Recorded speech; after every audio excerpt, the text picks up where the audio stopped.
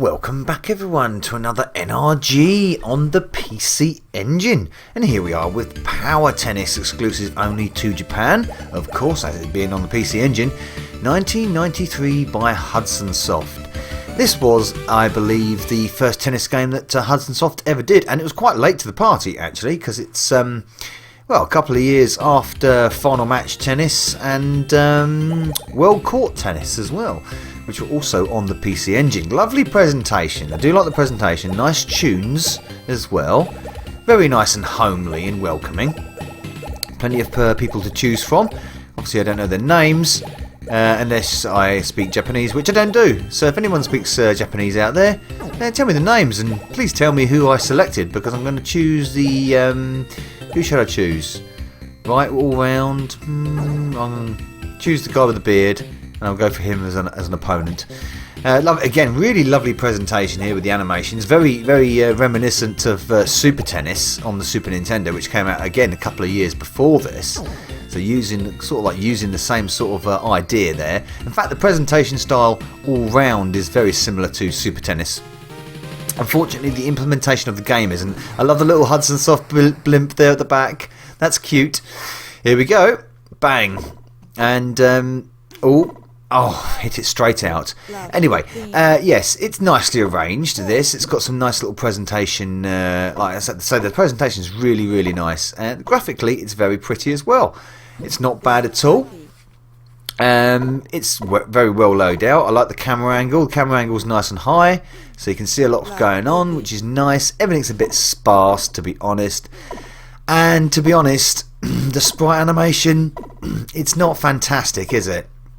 It's very gappy, very jumpy. Nowhere near enough frames on the sprite animation for my liking, especially for a tennis game this late. 1993 we're talking about here. Final Match Tennis was far superior on the sprite animation, as was Super Tennis and Smash Court Tennis, of course, on the Super Nintendo as well. So that is to its detriment. It's got some nice vocals though. I like the fact that it's you got your voiceover on every point and all the calls, which is kind of nice. The sound effects are okay. They're fine. They're not brilliant. They're kind of not fitting a lot of the time either, but that's fine. I can pass that. Oh, lovely return there for me in the red shirt. Excellent. One thing I have noticed about while playing this game is that it's a little bit dodgy on the timing. Sometimes you can time things absolutely like you should, like that. That was pretty good. But sometimes you should be hitting something and it just completely mistimes it. The ball angles off somewhere else where you didn't intend it to go. Yeah, it's not for this time. For when it, that was awful from me there. Actually, I didn't actually run to the court quickly enough. Yeah, I don't. There's something about it that bugs me, and the fact that it is to do with the timing. It's the fact that this is a timing-based tennis game, not a positional-based. You've got two types of shots to use. You've got I think one's a soft shot and one's a hard shot. I think that's the difference. Depending on what press you make on the D-pad at the point of contact is whether it makes a lob, a topspin or something like that. I think that's the way it works. That's the way I can sort of like work it out as I'm playing it. I can't read the instructions unfortunately because they're all in Japanese, so I don't understand them. But let's try and go for see, I wanted to go in for a volley there, but sometimes it just doesn't detect the volley to... that was a nice shot though. Sometimes it just doesn't detect the volley. I mean, it normally will detect into a volley when you go beyond the service line. But a lot of the time it won't do that. And since you've only got two shots to choose from, it will have to switch to a volley automatically, like Super Tennis does. But of course with Super Tennis you've got 4 shots available to you, 4 different presses. That was a nice pass. Change court, so they wander off at the side very slowly. You've got a nice little transition scene here with the court scrolling along with the score blipping up. So at the bottom now, which is where you prefer to be on a tennis game, really, especially in this era in the 90s. Oh, straight through his legs, nuts! Nutmeg the guy in the yellow. That was nice as well. You can get into a lot of rallies with this as well. Notice, depending on the difficulty of the person you play, you get into a lot of constant rallies, or do that a lot, is hit it out when you shouldn't. See, I actually pressed the opposite direction there and it didn't work.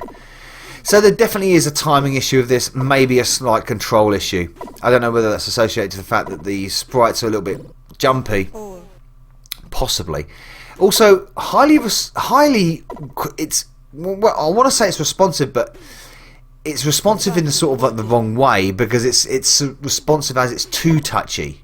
So you're moving around the court way too quickly, and you've got to really be quite delicate with the D-pad when you're moving around the court. It hasn't got that kind of sort of fluid feel that Super Tennis and Final Match have. Certainly have honed it. Oh, that was beautiful though. 15 love. I mean, aside from the fact that the playability is a little bit lacking, the presentation is actually very, very good, and everything's nice and clear and cut. Nice. We're playing on hard court here, which is green, which is a bit disappointing. You kind of wanted a different colour for a hard court. They've just gone for the green, the same as the lawn court. Got the dive shot there, which is automatic, and should get that. Yeah, lovely.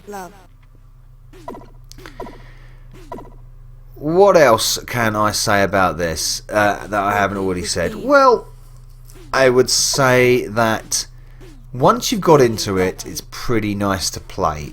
You just got to get over that. Oh, I went through that. Oh, come on, the timing on that was totally out. In another scenario, I would have hit that. I would have hit that for a straight win, or straight back to him, or something like that. And the same goes for the serving as well. The serving is sometimes completely hit and miss, which is a damn shame, because it's actually got all the faculties there. It's got decent audio. It's got decent enough graphics. You just need more frames on the sprites, definitely. Maybe a little bit more, tightness on the controls. I think definitely that is lacking. It certainly doesn't beat Final Match on the PC Engine, respectively. But it's a decent enough effort. And presentation-wise, it's actually quite lovely. Lots of cloner mats in the audience there, in the crowd. I've just noticed that.